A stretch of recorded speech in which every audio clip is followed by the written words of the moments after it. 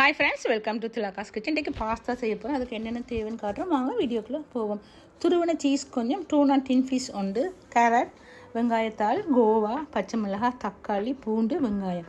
இதுக்கு இவ்வளோ தான் தேவை. இப்போ வாங்க எப்படி செய்யறேன்னு காட்டுறோம். இப்போ ஒரு பாத்திரத்தை அடுப்பில் வச்சு 1.5 மேசக்கரண்டி பட்டர் சேர்த்து 3 பழையும் சின்ன சின்னதாக அரிஞ்சு அந்த பட்டரில் ஃப்ரை பண்ணுறோம். கொஞ்சம் ஃப்ரை ஆனால் தான் சாப்பிட நல்லாயிருக்கும், இல்லாட்டி பச்சை தன்மையாக இருந்தால் சாப்பிட இல்லாது. இப்போ இது கொஞ்சம் ஃப்ரை ஆகி கொண்டு வருது. அந்த பட்டரில் நெருப்பை கொஞ்சம் கம்மியாக தான் சேர்த்துக்கணும், பெருசாக போடக்கூடாது நெருப்பு. இப்போ இந்த டூனா ஃபிஷ் அதையும் அதில் சேர்க்குறேன்.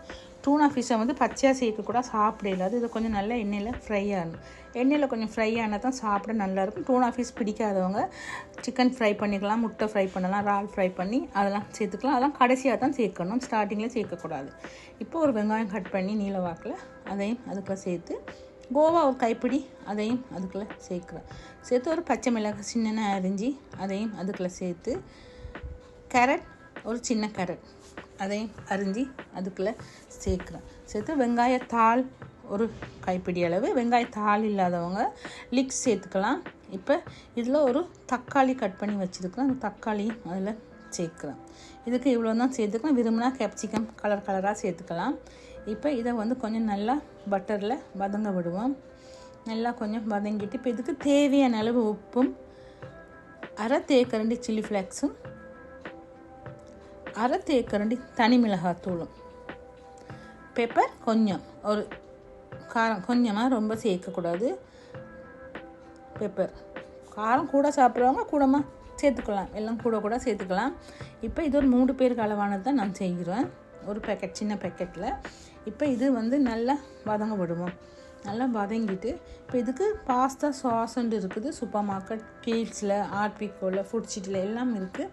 இந்த பிராண்ட் தான் நான் சேர்க்குறேன். 2 மேசக்கரண்டி சேர்த்து இதெல்லாம் நல்லா மிக்ஸ் பண்ணுறேன். இந்த பாஸ்தா சாஸ் இல்லாட்டி இதே பிராண்ட் வாங்கணும்னு அவசியம் இல்லை, வேறையாக இருக்குது, பாஸ்தா சாஸ் இருக்குது, அது சேர்த்துக்கலாம். இப்போ நான் 3 விசிலில் இந்த பாஸ்தாவை அவிய விட்டு எடுத்துருக்குறேன். எடுத்து அந்த மசாலாவோட நல்லா மிக்ஸ் பண்ணுவோம். அந்த மசாலா இந்த பார்ட்ஸோடலாம் சரி. நெருப்பை நல்லா குறைக்கணும், கூட்டி வைக்கக்கூடாது. நான் நெருப்பு போடலைன்னு இல்லை, நெருப்பு போட்டிருக்கிறேன், குறைச்சி போட்டிருக்கிறேன் சின்னதாக. இப்போ இதெல்லாம் நல்லா மிக்ஸ் ஆகிட்டுது. இப்போ எல்லாம் ரெடி ஆகிடுது. இப்போ இதுக்கு துருவின சீஸ் கொஞ்சம் சேர்க்குறேன்.